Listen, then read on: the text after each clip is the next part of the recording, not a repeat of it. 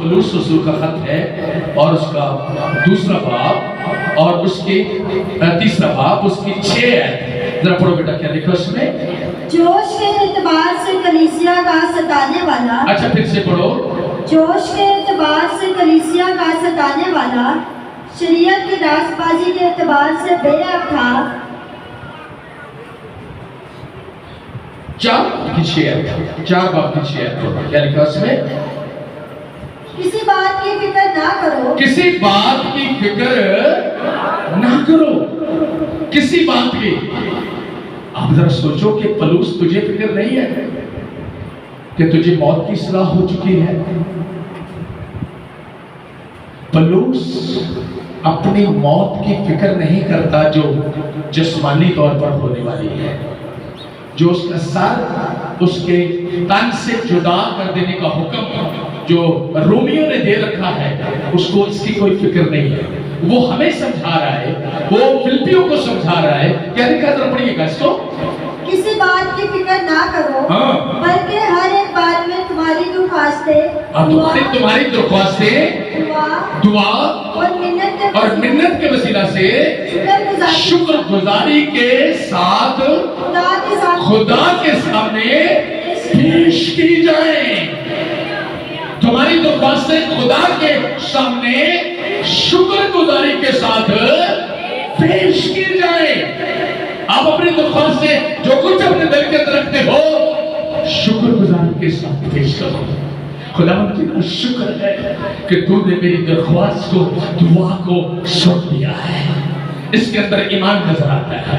پھر کیا لکھا آگے؟ سنیے گا غور سے جی۔ تو خدا کا اطمینان، جو سمجھ سے باہر ہے، کیا لکھا آگے؟ تمہارے دلوں اور تمہارے خیالوں کو مسیح یسوع میں محفوظ رکھے گا۔ اتنا اطمینان، موت سزائے موت کی کوٹھری میں، جیل میں قید ہے، سزائے موت کا حکم ہو چکا ہے، لیکن اس کے اندر اطمینان کتنا ہے، کتنا اطمینان اس کے اندر ہے، کتنی تسلی اس کے اندر ہے۔ مسیح یسوع میں اطمینان رکھو، جو ہمارے خیالوں سوچوں سے باہر ہے۔ اتنا بڑا اطمینان تمہیں دے گا، اتنا بڑا اطمینان زندگی کے اندر ہے تو زندگی بیلنس ہے۔ اطمینان زندگی کے اندر نہیں ہے تو زندگی ان بیلنس ہے، بے چین ہے، زندگی پریشانی ہے۔ جب انسان کے پاس اطمینان ہو، کوئی فکر نہیں ہے، سب کچھ ہو جائے گا، تو انسان اطمینان بھی ہوتا ہے۔ جب بے چینی ہوتی ہے نا، کوئی چیز وہ جو ہے وہ ٹھیک طرح سے نہیں چل رہی، تو پھر انسان بے چین ہوتا ہے۔ ایسے وقت کے اندر مسیحوں کے اندر ایسا یقین ہونا چاہیے کہ بے شک موت سامنے دکھائی دیتی ہے، لیکن میرا خدا موت کو زندگی میں بدلنے والا قدوس خدا ہے، وہ سب کچھ کر سکتا ہے۔ ہمارے اندر یہ کانفیڈنس ہونا چاہیے، اعتماد ہونا چاہیے، یقین ہونا چاہیے، تب ہم بچائے جا سکتے ہیں، تب ہم بچ سکتے ہیں، تب ہماری زندگیوں کے اندر تبدیلی آ سکتی ہے، ہم زیادہ بچائے جا سکتے ہیں۔ اگر ہم یہ سب کچھ نہیں کرتے تو ہم ایک اچھے مسیحی نہیں ہیں، اچھے مسیحی نہیں ہیں۔ کئی لوگ بھٹکے ہی رہتے ہیں، پریشان ہی رہتے ہیں، دشوار ہی رہتے ہیں، وہ حالات کو دیکھتے رہتے ہیں، جو حالات کو دیکھتے رہتے ہیں وہ پریشان ہوتے ہیں، لیکن جو خدا کو دیکھتے ہیں وہ اطمینان کے اندر رہتے ہیں۔ یہ فرق ہوتا ہے چیزوں کو دیکھنے کا، یہ بات کرنے کا فرق ہوتا ہے۔ اگر ہم ان چیزوں کو دوسرے اینگل سے دیکھیں گے تو ہم زیادہ اطمینان کے اندر ہوں گے، ہم زیادہ برکت پائیں گے۔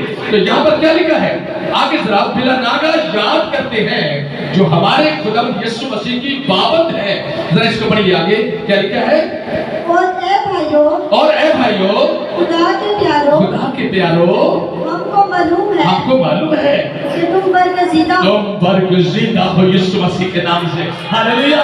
برگزیدہ وہ لوگ ہوتے ہیں جو چنے جاتے ہیں، بلائے جاتے ہیں، جن کو محسوس کیا جاتا ہے، جن کو یہ کہا جاتا ہے کہ تم میرے لوگ ہو اور میں تمہارا خدا ہوں۔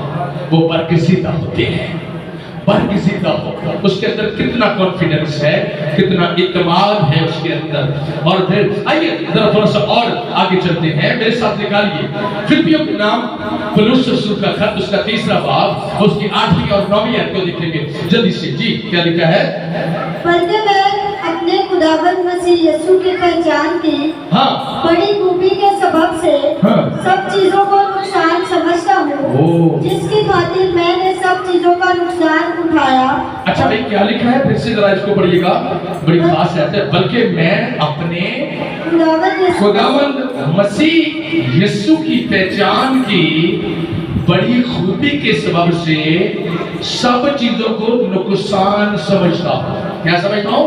नुकसान समझता हूँ। जो बहुत सारी चीजें हैं मेरे पास, मेरे आसपास बहुत सारे मामलात हैं और मेरी तरक्की के लिए, खुशहाली के लिए हो सकते हैं, लेकिन ये सब कुछ मेरे आसपास यही है।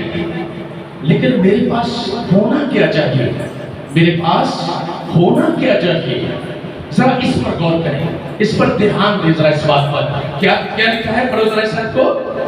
जिसकी खातिर मैंने सब चीजों का नुकसान उठाया, जिसके खातिर मैंने सब चीजों का नुकसान उठाया और उनको कूड़ा समझता हूँ। उनको क्या समझता हूँ? कूड़ा समझता हूँ। आगे, ताकि मसीह को हासिल करूँ। ताकि मैं क्या करूँ? इस पर थोड़ी सी बात बड़ी इंटरेस्टिंग है। जो तुसी अपने किसी काम, किसी मफाद के बदले इबादत छੱਡ देने आ ना, ਇਹਦਾ मतलब ਕੀ ਹੁੰਦਾ? किसी अपने मफाद के पीछे गए हैं, असी यीशु मसीह को अपनी जिंदगी चो सेकंड कर देता है, उन्हें सेकंड करता है, दूसरे नंबर पे। वो कभी अच्छा मसीही या वो मसीही एक नामवार मसीही या खुदा के जलाल में चलने वाला मसीही नहीं होता। वो चाहे कोई भी हो, वो चाहे मैं हूं, आप हो, एनीवन, कोई पास्टर, कोई डीकन, कोई एल्डर, कोई मुबश्शिर, एनीवन, कोई भी हो, वो कभी इस चीज को इस लेवल को भी नहीं करता। वो इस लेवल से वो गिर जाता है, वो नीचे चला जाता है, वो सेकंड कर देता है यीशु मसीह को, और उसकी जिंदगी के अंदर ये सब चीजें जो खुदा के जलाल की होती है ना, वो नहीं आती। इसको समझिएगा जरा, इसको जानिएगा। तो मैंने इन सब चीजों को नुकसान समझा कि जब मैं मसीह को जब हासिल करना मैंने मसीह को, तो फिर मैं इसको सेकंड रखूंगा मसीह को, तो कैसे हासिल करूंगा? फिर तो मैं वो चीजें जो दुनिया के अंदर में जो मुझे नजर आती हैं, जो मेरी तरक्की फलां चीज फलां उसको उसके लिए मैं ज्यादा कोशिश रहूंगा, तो फिर मेरे पास वो चीजें होंगी जिसके लिए मैं कोशिश करता हूँ। इसके लिए तो मैं कोशिश ही नहीं करता मसीह के लिए कि मैं सब चीजों को अलग कर दूं। देखिए लिखा है, पढ़ दो इसको आगे जल्दी से। ताकि मसीह को हासिल करूं, ताकि मसीह को हासिल करूं और उसमें पाया जाऊं, ताकि उसमें पाया जाऊं। अगर आप मसीह से बढ़कर दूसरी चीजों को हम समझेंगे तो आप मसीह में नहीं पाए जाएंगे। फिर आप किस में पाए जाएंगे? उन चीजों के अंदर जिसके लिए आप कोशिश हो, और मसीह को सेकंड कर दिया और उन चीजों के अंदर चले गए और आपने मसीह को सेकंड किया है, तो फिर आप मसीह में नहीं पाए जाएंगे। आपको ये कोई नहीं कहेगा कि ये पक्का और सही और खालिस्तान मसीही है, और इसके अंदर मसीह नजर आता है। आपके काम के जरिए से नजर आ रहा है, आपके कामों के जरिए से मसीह आप में बड़ा होगा। अगर आप मसीह को बड़ा करोगे तो आप नीचे होंगे, लेकिन आप मसीह को जब सेकंड करोगे, मसीह को सेकंड कर दोगे, किसी दूसरी चीज को तरजीह दोगे, तो फिर मसीह आप में नहीं पाया जाएगा, फिर आप में मसीह नहीं होगा। ये बड़ी बड़ी लिखी चीज है जो पौलुस रसूल वजाहत करके बता रहा है। इसको आपने समझना है, इसको आपने जानना है कि ये क्या है। जी आगे लिखिए, पढ़ो।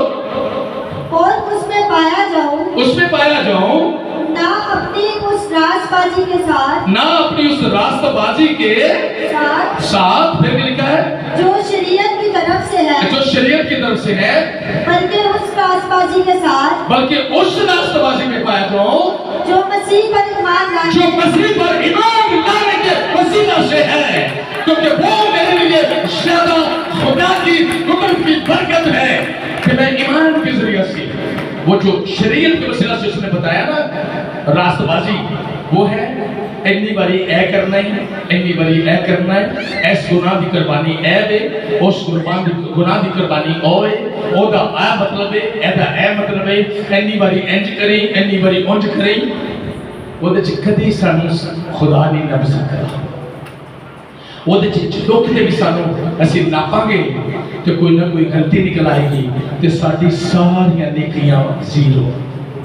ਪਰ ਮਸੀਹ ਦੇ ਈਮਾਨ ਲਿਆਉਣ ਨਾਲ, ਮਸੀਹ ਯਿਸੂ ਤੇ ਈਮਾਨ ਰੱਖਣ ਨਾਲ, ਮਸੀਹ ਯਿਸੂ ਦੇ ਕੰਮਾਂ 'ਚ ਚੱਲਣ ਨਾਲ, ਮਸੀਹ ਯਿਸੂ ਦੇ ਕੰਮ ਜਦੋਂ ਸਾਡੀ ਜ਼ਿੰਦਗੀ 'ਚ ਹੋਣਗੇ, ਮਸੀਹ ਯਿਸੂ ਦੀ ਮੁਹੱਬਤ 'ਚ ਜਦੋਂ ਅਸੀਂ ਸਭ ਕੰਮਾਂ ਨੂੰ ਕਰਾਂਗੇ, ਅਸੀਂ ਸਬਰ ਕਰਾਂਗੇ, ਅਸੀਂ ਤਹਮਲ ਕਰਕੇ ਉਹਨਾਂ ਕੰਮਾਂ ਨੂੰ ਸਾਰਾ ਅੰਜਾਮ ਦੇਵਾਂਗੇ ਤੇ ਯਿਸੂ ਮਸੀਹ ਵਿੱਚ ਰਵਾਂਗੇ ਤੇ ਇੱਕ ਦਿਨ ਯਿਸੂ ਕਹੇਗਾ, ਇਹ ਮੇਰੇ ਰਾਸਤਬਾਜ਼ ਬੇਟੇ ਹੈ, یہ میرے راستباز لوگ ہیں، یہ میری راستباز بیٹیاں ہیں، یہ میرے راستباز بیٹے اور بیٹیاں ہیں۔ یہ اس وقت مقام مل سکتا ہے مسیح میں۔ ذرا پطرس کا دوسرا خط نکالیے اور اس کے اندر چلیے، اس میں کیا لکھا ہے؟ پطرس کا دوسرا خط، یہ آخری آیت ہے اور پھر اس کا پہلا باب